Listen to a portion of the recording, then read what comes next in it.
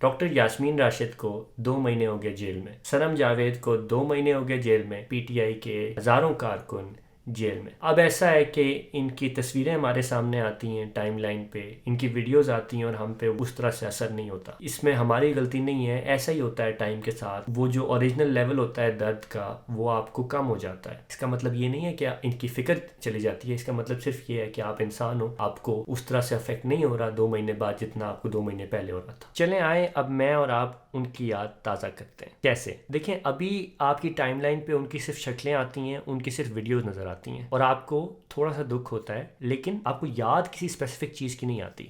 शायद आपको किसी कोड़े की याद आई हो जो कि उनको मारा हो, लेकिन आपको अगर 1-2 चीज़ों की और याद आए ना तो फिर आप लोगों पे असर दोबारा से ताज़ा होगा थोड़ा बहुत। किन बातों की तरफ मेरा इशारा है? मेरा इशारा है कि इनने इन लोगों को जेल में क्यों डाला। एक तो आपको वो चीज़ याद आए और दूसरा आपको ये याद आए कि ये लोग अभी तक जेल में क्यों हैं, वहाँ से निकले क्यों नहीं है। जब आपको ये खूबियाँ इन लोगों की और ये असूल आपको याद आएंगे ना, फिर आपकी याद ताज़ा होगी और आपको ज़्यादा एहसास होगा इनका। आपको पहले से भी एहसास होगा, लेकिन इससे एहसास आपको ज़्यादा होगा और आपको इस बात की याद दहानी हुई कि मैं इस स्ट्रगल में क्यों खड़ा हूँ, मैं किस असूल के पीछे, किस खूबी को बचाने के लिए ये स्ट्रगल में अपना मैंने साथ दिया हुआ है। आपकी हिम्मत भी बढ़ाएगी इस याद को ताज़ा करना। और ये अलग अलग बातें, डॉक्टर यास्मीन राशिद क्यों खड़ी हुई हैं और उनको क्यों जेल में डाला है वो बिल्कुल अलग वजह है। सनम जावेद क्यों जेल में है उसकी क्या वजह है वो बिल्कुल अलग है। शरियार आफिदी की वजह अलग है, महमूद रशीद की वजह अलग है। यास्मीन राशिद की वजह कि वो खड़ी क्यों है, उनको एक तारीखी पस मंज़र का अंदाज़ा है। शरियार आफिदी को एक इस्लामी पस मंज़र का अंदाज़ा है, हसन हुसैन की याद है, उसको वो वाला कॉन्सेप्ट समझ आया है। सनम जावेद एक यंग वर्कर है जिसमें जज्बा है, जिसने अपने दिमाग से इमरान खान को चूज़ किया, बहादुर है, उसको उसमें एक यंग आदमी वाली बहादुरी है। तो ये बड़ी अलग अलग वजह हैं। तो हम इन 3-4 वजहों को जब हम जोड़ेंगे ना, इनकी याद भी हमारे अंदर ताज़ा होगी, इनका मकाम भी हमारे दिल में बढ़ेगा और हमें भी दोबारा से जज्बा आएगा इस जंग में लड़ने का, क्योंकि हमें वजह ताज़ा हो जाएगी कि हम किस चीज़ को बचाने के पीछे लगे हुए हैं। सनम क्यों जेल में है? क्योंकि अपनी ज़ाती अलग सोच की हामिल है, डरती नहीं है, मुसीबतें झेल सकती है, बोलती है, यंग है और गैर सियासी होने से सियासी हुई है। पहली बात, सनम जावेद इंडिपेंडेंट थिंकर है। कैसे? सनम जावेद ने इमरान खान की वीडियोस देखी, बातें सुन के वो मुतासिर हुई, उसके बाद वो एक आध जलसे में गई इंस्पायर होके, जैसे कि हम में से बहुत सारे गए। वहाँ जाके उसने कभी उसका इंटरव्यू, किसी ने उससे सवाल पूछते होते, किसी ने उससे सवाल पूछा, उसने वहाँ पे बोला, वो भी जज्बात में काफ़ी बोली और लोगों को भी सुनने में मज़ा आया और उसके बाद वो फिर बोलती गई। इमरान खान के विजन से इंप्रेस हुई, वो अपना दिमाग इस्तेमाल करके। उसके ख़ानदान में उसको बड़ा नहीं किया था कि वो इमरान खान को माने, उसने खुद सोचा कि हाँ ये बातें वो सही कह रहा है, ये बातें वो गलत कह रहा है। और मैं ये अपने आप से नहीं बोल रहा, आपका कोई भी उसका इंटरव्यू उठा के देख ले, वो खुद आपको ये बताती है। जब उसे एक दफ़ा एंकर उससे पूछ रहा था आप कैसे आपने ये शुरू किया, आपको क्यों इमरान खान सही लगता है वगैरह, तो वो जब समझाई थी कि वजूहात क्या लगती हैं और सही सी बात है वही बातें कर रही थी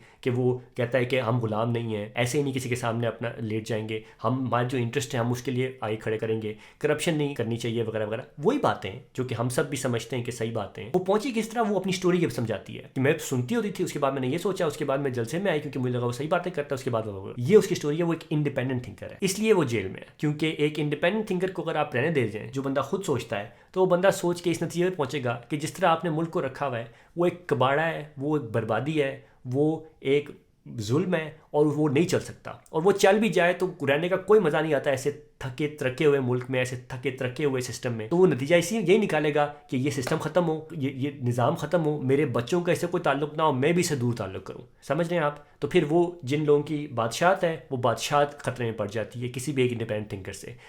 ये पहली वजह है कि सनम जावेद जेल में है और ये वो खूबी है जिसके लिए आप और मैं लड़ रहे हैं। इस इंडिपेंडेंट थिंकिंग क्वालिटी को बचाने के लिए आप और मैं लड़ रहे हैं। दूसरी बात, सनम डरती नहीं है। आप सनम जावेद की मरियम नवाज के खिलाफ वीडियोस देखें, बगैर डरे सनम जावेद कहती है कि ये आप एक औरत होते हुए दूसरी औरतों को ऐसे कैसे कह सकती हैं। और जाहिर सी बात है सनम जावेद उस पर मजाक भी उड़ाती है। किसी भी आम माशरे में ये चलता है, आप किसी बंदे का आप किससे मुखालफत रखते हैं उसका आप मजाक उड़ा सकते हैं कि बात पे। क्यों? क्योंकि आज़ादी राय होती है, आज़ादी राय में मजाक भी उसका हिस्सा होता है, लेकिन बगैर डरे। और सिर्फ उससे नहीं बल्कि वो आईजी साहब को भी यही बोलती है कि आईजी साहब ये जो आप हरकतें कर रहे हैं इसके बाद आपका क्या ख्याल है कि हम आपको मेडल बनाएंगे।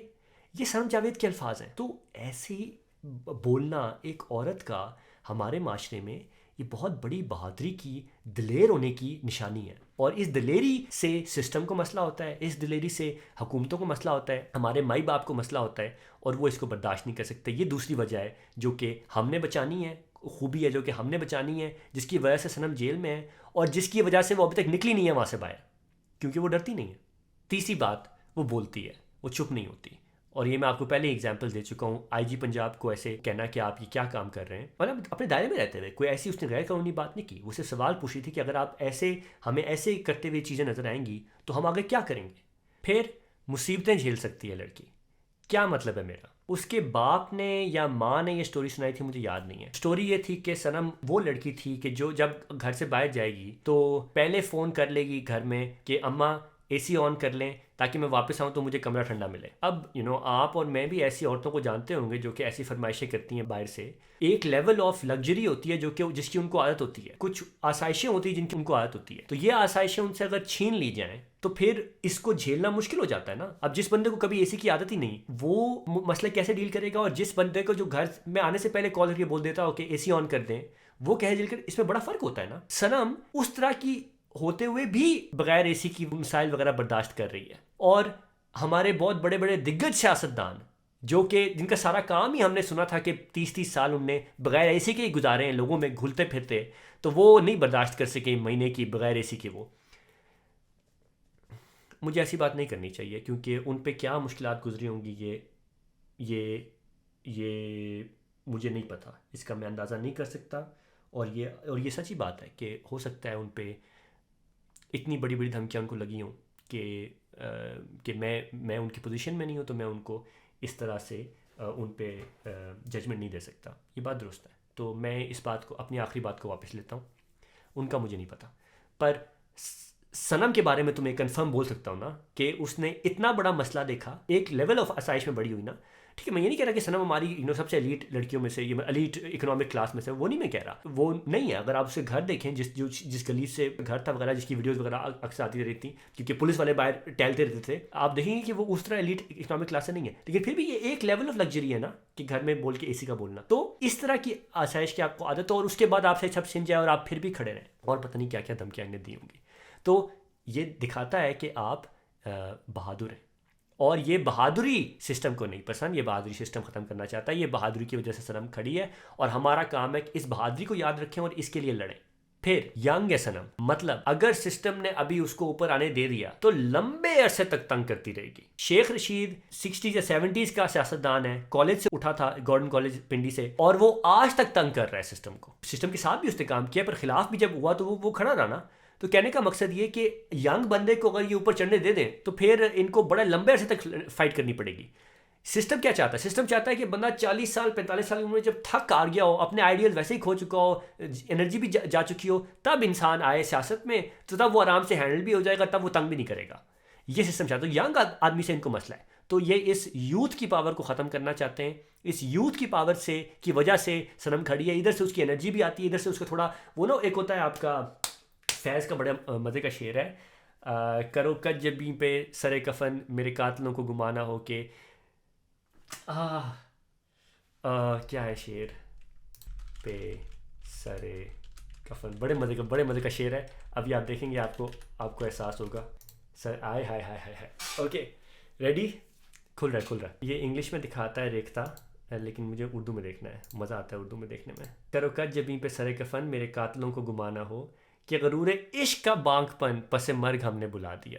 فیض کہنا چاہ رہے ہیں کہ جب میں مر چکا ہوں لڑ کے, تو جو میرا کفن ہے سر پہ, اس کو تھوڑا سا ٹیڑھا کر دو کہ جو میرے جو عشق کا بانک پن ہے, وہ جوش, وہ جذبہ, وہ ڈیش, وہ میرے قاتلوں کو نہ پتہ چل جائے, کہ ان کو نہ لگے کہ میں مرنے کے بعد میں نے اس کو یہ رہ گیا, یہ میں نے بلا دیا اس کو. یہ جو ہے نا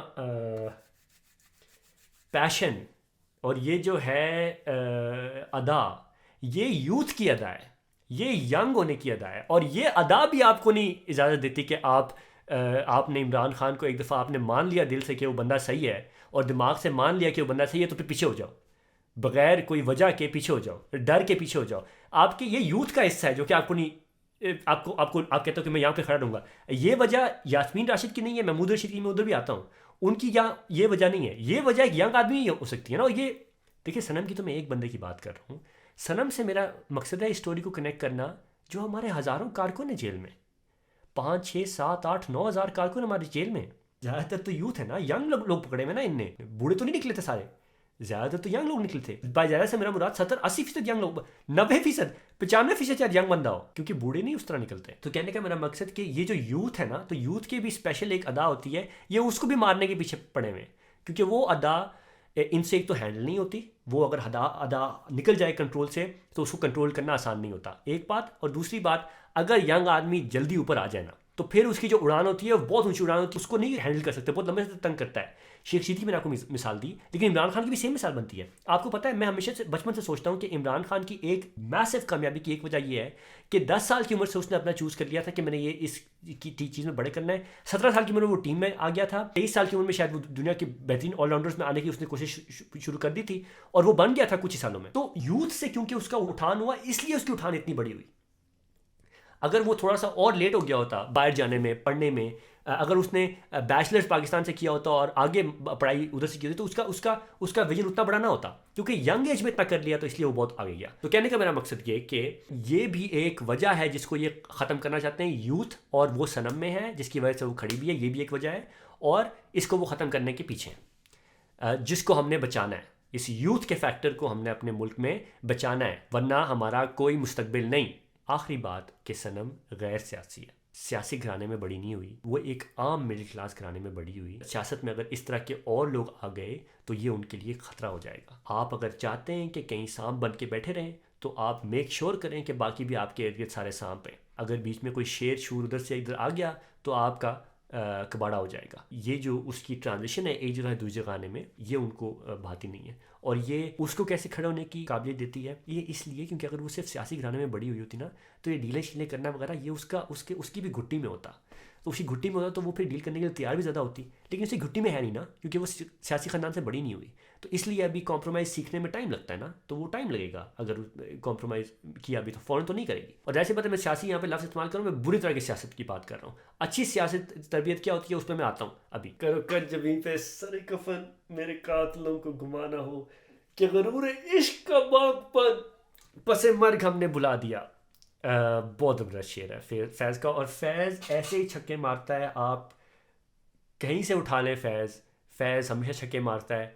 بیچ میں ایک آدھ دفعہ میں شاید تنگ ہوا ہوں، مجھے لگا کہ یار فیض یہ کوئی آپ نے کارنامہ اس طرح سے انجام نہیں دیا، لیکن ویسے ہو جب فیض کر رہے ہوتے ہیں تب مشکل ہو جاتا ہے ہینڈل کرنا. فیض کا ویژن بھی بڑا اچھا تھا. ایک میں نے فیض کی کتاب پڑھی تھی جس میں وہ بتا رہے تھے کہ جو آپ کی ایک سرٹن پاکستانی جو آپ کی حیثیت ہے، جو آپ کی شناخت ہے، اسے جو کہ بہت سارے لوگ چاہتے بھی کہ آپ رکھیں، تو اسے آپ بے شک رکھیں، اس میں کوئی مسئلہ نہیں. لیکن جو آپ کی باقی بہت ساری شناخت بھی ہیں نا، تو ان سب کو بھی آپ جو ان کا لازمی جو ان کا حصہ ہے، جو ان کا حق بنتا ہے، وہ آپ اس کو دیں. تو اس سے آپ ایک زیادہ رچ آدمی بنیں گے، ایک زیادہ پوٹینشیل والے، ایک زیادہ کچھ کرنے کے قابل آپ بنیں گے. آپ دنیا میں زیادہ اوپر جائیں گے. بڑی مزے کی کتاب تھی، مجھے کتاب کا نام بھول رہا ہے اس وقت.